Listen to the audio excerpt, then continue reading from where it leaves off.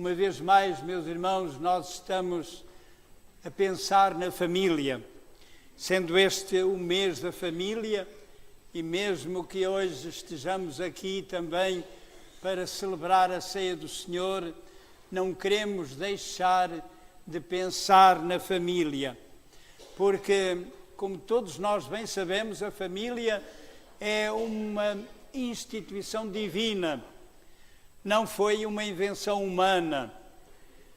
A família vem de Deus, foi Deus que a criou, é Deus que a tem nas suas mãos, é Deus que a pode abençoar. É por isso que a Igreja considera que a família é importante. E certamente não apenas a Igreja, mas até o mundo considera que a família é importante. No dia 15 deste mês celebrou-se o Dia Internacional da Família. Até o mundo reconhece que a família é importante. E todos nós bem sabemos que se este mundo está com dificuldades, com problemas, as únicas instituições que podem mudar o mundo são a Igreja e a família. Hoje em dia nós ouvimos falar da necessidade de mudança na Europa, da necessidade de mudança em Portugal, da necessidade de mudança no mundo. Mas, meus irmãos, quem é que pode mudar este mundo? Quem é que pode mudar esta velha Europa? Quem é que pode mudar o nosso Portugal tão cheio de problemas, de crises? Realmente nós não podemos esperar numa força humana. Temos de esperar numa força muito especial, que certamente, dada por Deus, pode ser a Igreja e a família. Mas, meus irmãos, como é que achamos que se encontram as famílias? Qual tem sido o rumo das famílias? Como é que nós podemos analisar hoje as famílias que conhecemos no nosso país ou que ouvimos de outros lugares? Qual é a situação que nós ouvimos acerca delas e de tudo quanto estão a fazer? Nós sabemos que, por exemplo, em 4 casamentos, 3 terminam em divórcio. Sabemos que a situação é caótica, na medida em que as famílias deixaram de ter a orientação que o Senhor lhe deu. E hoje ouvimos falar de famílias que são famílias monogâmicas, famílias que são famílias que não estão constituídas de acordo com os parâmetros da palavra do Senhor. Sabemos que há famílias que estão de tal maneira distorcidas que não têm direito a este nome que o Senhor Deus certamente quis abençoar, que o Senhor chamou um dos seus servos para que nele e por intermédio da sua família fossem abençoadas todas as famílias da terra. É porque a família está nesta situação, meus irmãos, que nós queremos nesta manhã e na celebração da ceia do Senhor lembrar que Ele veio buscar e salvar o que se havia perdido.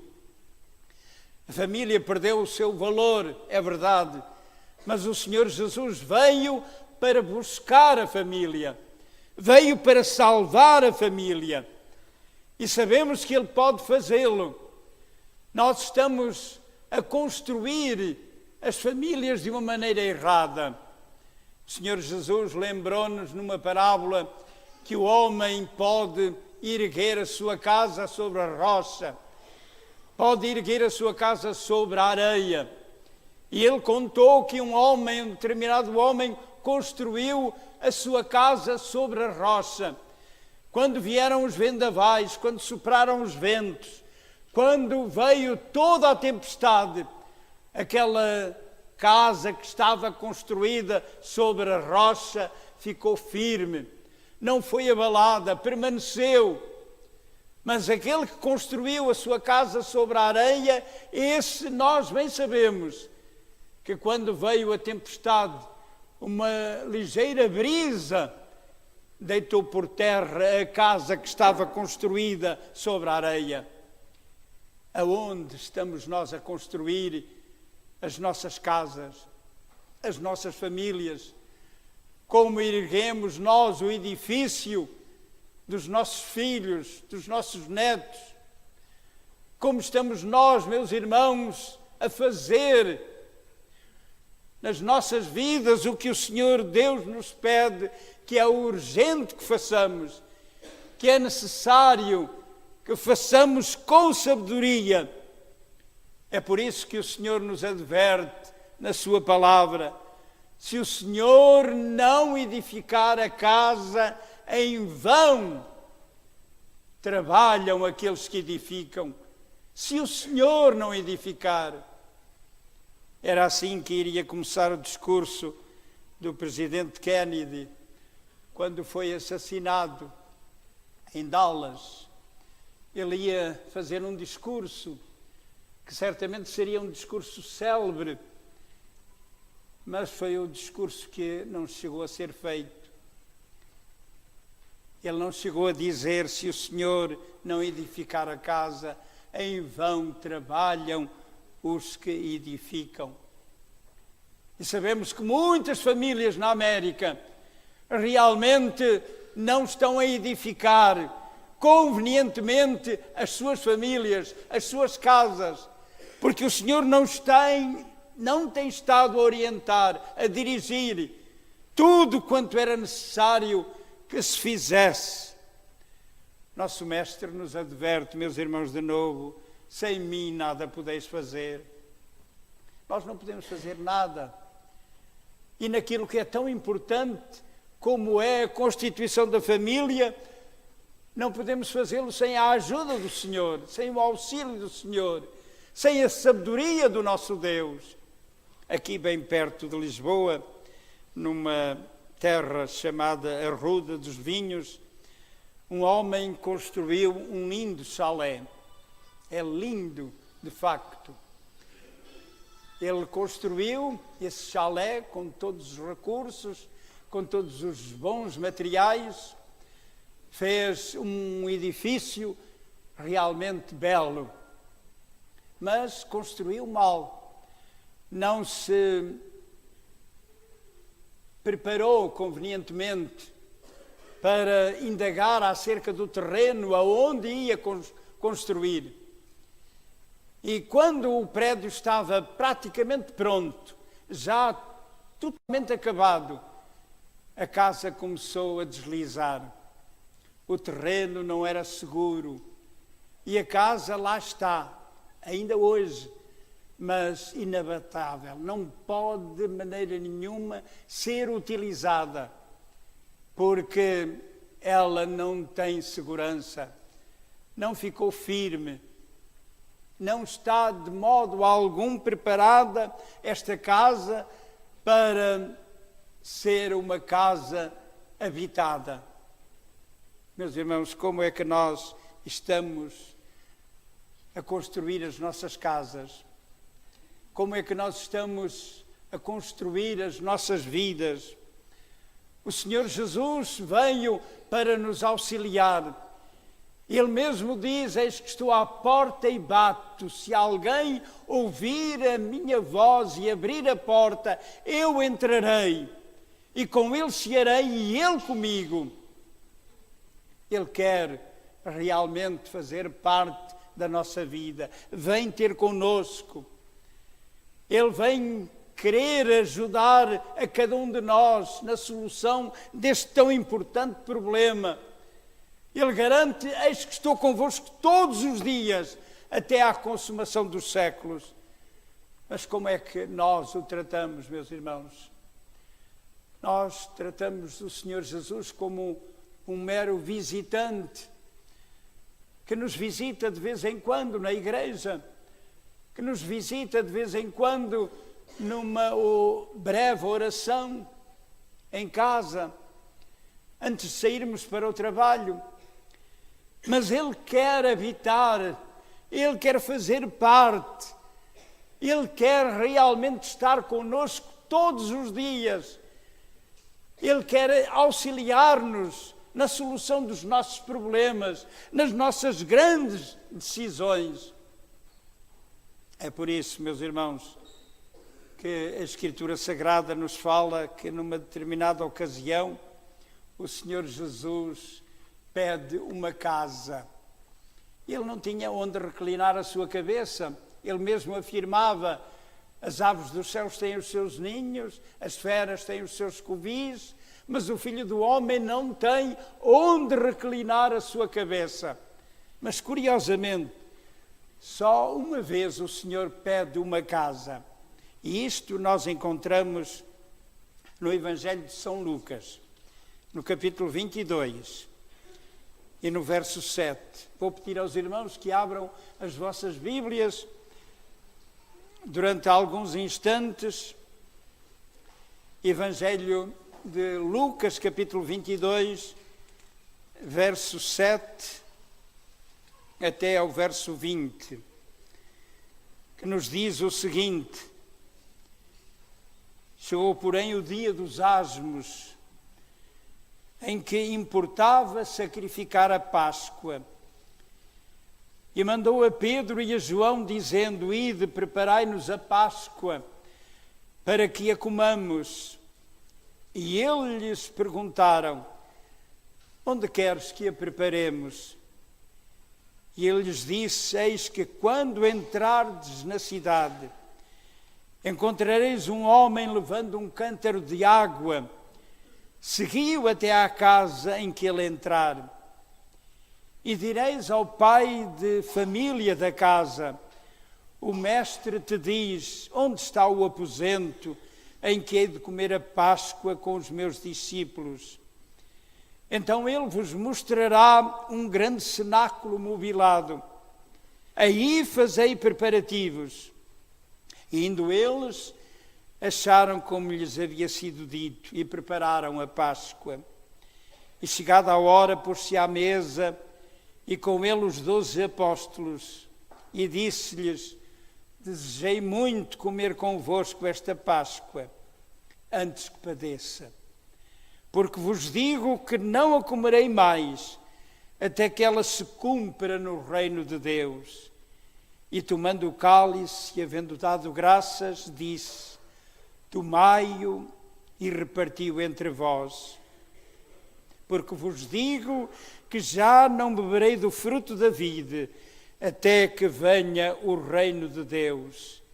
E tomando o pão e havendo dado graças, partiu e deu-lhe, dizendo: isto é o meu corpo, que por vós é dado. Fazei isto em memória de mim. Semelhantemente tomou o cálice, depois da ceia, dizendo: este cálice é o novo testamento no meu sangue, que é derramado por vós. Que o Senhor Deus nos abençoe. Meus irmãos, há 3 coisas que eu gostava de, nesta hora, vos dizer acerca deste trecho sagrado. A primeira é que é uma casa que o Senhor conhece. E isto nos dá ânimo, nos dá coragem para pensarmos que o Senhor conhece a nossa casa, sabe das nossas necessidades, sabe dos nossos problemas, sabe de tudo aquilo que se passa connosco, com a nossa família. Ele conhece. O Senhor Jesus conhecia esta casa no meio da cidade. Era uma casa mais naquela grande cidade, naquele burburinho de casas. Ele sabia onde estava aquela casa. E o que é importante para mim também considerar nesta manhã é que foi o Senhor a procurar a casa.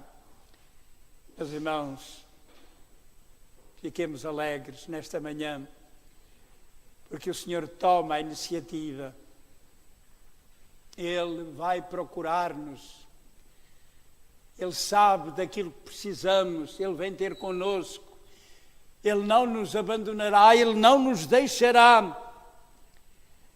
E assim o Senhor encontrou aquela casa que Ele queria, que Ele desejava, que particularmente Ele queria para abençoar.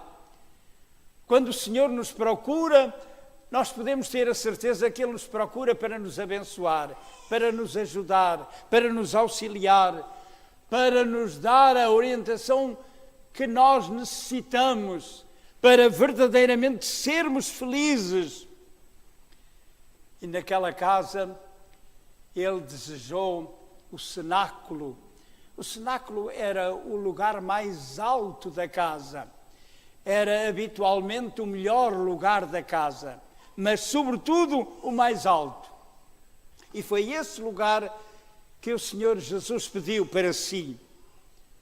O Senhor quer nas nossas casas, meus irmãos, o lugar a que tem direito, o lugar digno. O Senhor tem direito a um lugar digno nas nossas casas. Ele deve ser o mais importante, Ele deve ser o primeiro, Ele deve ser o que nós respeitamos mais. Ele deve ser realmente aquele que tem a primazia em tudo. Esperamos que isto aconteça nas vossas casas. E diz-nos a Escritura, neste passo sagrado que acabei de vos ler, que aquele cenáculo já estava mobilado. Realmente já tinha mesas, já tinha cadeiras, já tinha tudo o que era necessário. O mestre tinha uma casa que já tinha tudo, estava preparada.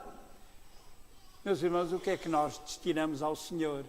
Das nossas vidas, da nossa vida de cada dia, do nosso lar, das nossas famílias, o que é que nós lhe destinamos? Será que nós temos em nossas casas o que é necessário para o Senhor?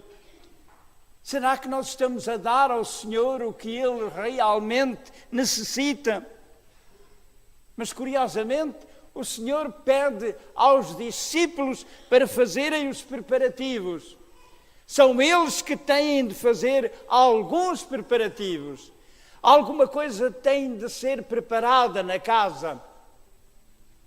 Meus irmãos, muitas vezes penso que nós precisamos de pôr algumas coisas em ordem nas nossas casas, nas nossas famílias.